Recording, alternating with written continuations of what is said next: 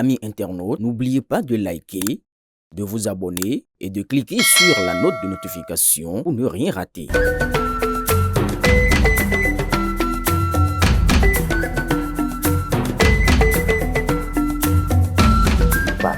Vous voyez ce que nous, au niveau du comité des rites vaudons, nous défendons. Ce n'est pas seulement le respect du culte de l'autre. Ce n'est pas seulement ça. Vous voyez, depuis quelques années, dans notre pays, le gouvernement du Bénin, dans sa vision de développement et de développement économique de notre pays, a voulu faire du tourisme un levier de richesse, un levier de développement économique et d'accélération du développement de notre pays. Et pour y arriver, il y a le vaudon qui peut servir de base pour ce tourisme-là, le tourisme religieux. Prenez l'exemple de l'islam. L'islam, les grands responsables, les initiateurs de cette religion ont institué le pèlerinage à la Mecque. Dans le monde entier aujourd'hui, vous savez, par an, combien de fidèles dans le monde entier vont en Arabie Saoudite à la Mecque. Et combien ils vont dépenser là-bas. C'est un événement mondial qui ne finira jamais, mais qui apporte beaucoup d'argent à ce pays-là. Ce pays est reconnu comme grand producteur du pétrole. Le pétrole apporte beaucoup de ressources, mais le pèlerinage également apporte beaucoup de ressources à ce pays. Mais un jour, le pétrole peut finir. Le pétrole est un produit fini. Le pétrole peut finir un jour. Ça peut arriver dans 50 ans, dans 100 ans et même au-delà. Mais ça va finir un jour. Mais le pèlerinage là, ça va finir un jour. Et lorsque le pétrole va finir et qu'il n'y aura plus de produits de substitution pour prendre la relève des ressources de ce pays-là, le pèlerinage va apporter le gros lot. Il en est de même de certains pays. Prenez l'Aude en France. C'est beaucoup d'argent que les gens amènent là-bas. Prenez les grands temples hindous. C'est beaucoup d'argent que les gens vont dépenser là-bas. Mais nous avons quoi? Rien.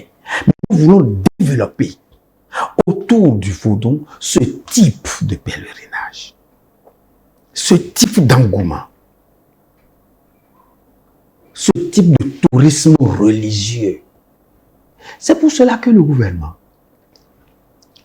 a mis en place des projets et des activités phares. Projets comme le projet de la route des couvents vaudons. La route des couvents vaudons, ce sont des couvents de vaudons qui existent initialement dans certaines villes de notre pays, mais qui sont récupérés par le gouvernement et qui sont réfectionnés, réhabilités, mais retournés à leurs propriétaires pour que l'on puisse savoir ce que c'est qu'un couvent vaudon. Et lorsque l'on ira dans les couvents vaudons, on va expliquer. Ce couvent-là, il est dédié à tel vaudon. Et ce vaudon apporte telle grâce. Voilà pour ce couvent la généalogie et l'organigramme, les hauts dignitaires qui ont eu à diriger le vaudon. Voilà. C'est un lieu, ce sera d'abord un lieu profane où tout le monde va visiter. Et si maintenant un visiteur veut aller loin pour solliciter les grâces de ce vaudon, parce que chaque vaudon dispose d'une grâce, de plusieurs grâces, la grâce fondamentale que porte ce vaudon-là, l'individu, s'il veut, est là, c'est une décision personnelle, individuelle.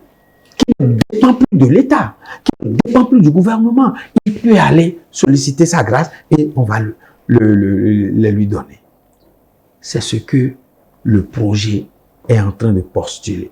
Dans Ouida aujourd'hui, vous avez le couvent Sapata de Zumbodi, vous avez le couvent Zokwe, toujours dans Ouida, vous avez le temple des Pitons à Ouida, vous avez la forêt sacrée à Ouida, vous avez toujours dans la commune de Ouida, vous avez le couvent Mamé de Tonibé, dans Ouida.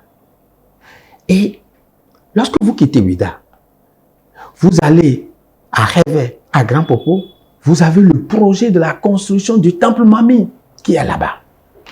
Vous allez à Porto Novo, à Adjara, vous avez le couvent Soké qui est là. Et vous allez à Abomey par exemple, vous avez le couvent Djena qui est en construction là-bas. Donc, lorsque vous avez vu Sapata à Ouida, vous avez vu Mami à Ouida toujours, vous avez vu le temple des Pitons, vous avez vu la forêt sacrée, vous avez vu le couvent Zokwe, vous allez à Adjara dans Porto Novo, vous allez trouver le couvent Soké. Soké, c'est Hevioso.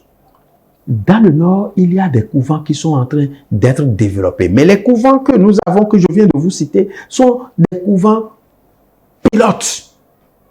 Le projet, c'est le projet pilote, tout ça. Les couvents du nord seront dans une seconde phase de développement. Et tout le pays sera émaillé. Et quand on parle de route, lorsque vous allez voir Sapata, par exemple, on a dit, ah, vous avez déjà vu Hevioso? Non. Vous avez déjà vu Mami? Non, il faut aller. Vous avez déjà vu Dan? Il faut aller. Vous avez déjà vu Sekbolissa? Il faut aller. Ainsi de suite. C'est ça, une route qui sera tracée. Notre gouvernement est en train de construire le musée international du Vaudou à Porto Novo. Et lorsque vous descendez du pont de Porto Novo, c'est ce majestueux édifice qui vous accueille sur environ 7 hectares, construit comme ça, où on aura l'histoire du Vaudou, l'histoire de la création que porte le Vaudou. Il y aura un centre de ressources et de documentation où quelqu'un, sur le plan international, il veut faire des recherches sur le Vaudou, il veut faire son mémoire, sa thèse sur le Vaudou, il viendra se documenter à ce niveau-là. N'est-ce pas le développement d'une culture? N'est-ce pas le développement économique à travers la culture? Parce que ceux qui vont venir là, mais ils viendront dans le pays, ils vont dormir quelque part, ils vont manger dans nos restaurants, ils vont circuler sur nos routes avec les taxis ou les locations de véhicules. Ce n'est pas comme ça qu'on développe un pays, par la culture. Lorsqu'on a institué les Vaudou Days, tous ceux-là, ils viennent, ils vont voir ce que c'est que le Vaudou. Parce que on a raconté des conneries sur le Vaudou. Les missionnaires, les colons racontaient n'importe quoi sur le Vaudou. Maintenant, ils vont venir voir eux-mêmes le Vaudou de leurs propres yeux. Ils vont apprécier pour savoir si le Vaudou est mauvais ou pas, si le Vaudou est sorcellerie ou pas, si le Vaudou est charlatanisme ou pas. Ils comprendront que le Vaudou, c'est un humanisme et que le Vaudou développe plusieurs arts. Plusieurs arts. Et ils vont voir par eux-mêmes ces arts-là. Le Vaudou, lorsque le gouvernement a institué le festival des masques à Porto Novo qui a eu lieu avant-hier, vous avez vu à peu près quel type de Vaudou on a amené. Et on raconte l'histoire de chacun de ces Vaudous, de chacun de ces masques, ainsi de suite. Ceux qui vont venir voir, cela fait le développement économique du pays. C'est comme ça. Donc, ce qui se fait dans le pays aujourd'hui, c'est cette vision-là. Le gouvernement dépense beaucoup de ressources, pas pour faire la fête, Non, faut pas comprendre, faut pas lire dans l'organisation du Festival des Masques ou dans l'organisation des Vodou Days la fête. Non, c'est un produit touristique. Et le produit touristique est amené à développer une industrie touristique. Et l'industrie touristique renvoie à un développement économique. C'est ça la vision réelle. Et il y aura bientôt d'autres festivals dans le Nord qui seront développés. D'autres festivals dans le Nord qui seront développés. Nous avons beaucoup de potentialités dans le Nord. Vous voyez, lorsque les gens organisent la fête au Nord, quelle que soit la fête, vous avez vu les caravaniers, les gens qui sont sur les chevaux, n'est-ce pas? Mais ces chevaux-là sont dressés d'une façon donnée. Et ils disent des paroles aux chevaux et les chevaux exécutent. Mais c'est magnifique, c'est merveilleux. Et c'est des choses que les gens peuvent venir de l'extérieur regarder dans notre pays.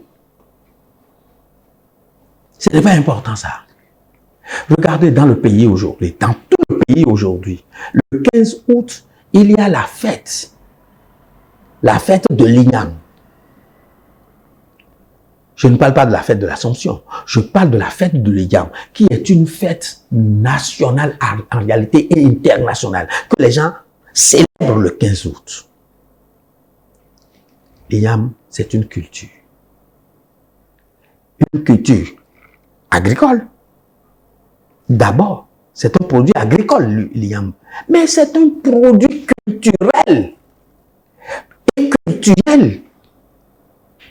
Parce que l'Igname, la fête de l'Igname enclenche le début de l'année traditionnelle dans notre pays. Pourquoi ne pas instituer cette fête-là comme étant réellement une fête nationale qui est dans la loi? Cela va faire quoi? Cela va faire qu'il y aura davantage de la culture de l'Igname, il y aura davantage la consommation et cela va booster à ce niveau-là l'économie de notre pays sur ce produit qui va devenir non seulement un produit culturel, mais un produit économique réellement. Mais c'est ainsi qu'on développe en partie un pays. Donc, il y aura d'autres fêtes, d'autres festivals de ce genre qui seront mis en exergue comme étant des produits touristiques. C'est ce que le gouvernement est en train de faire. Et le gouvernement ne peut pas être en train de faire ça. Et quelqu'un va se lever pour dire que le vaudou, que c'est ceci, que c'est ça, que c'est ceci, que c'est ça. Ça ne peut pas s'accepter.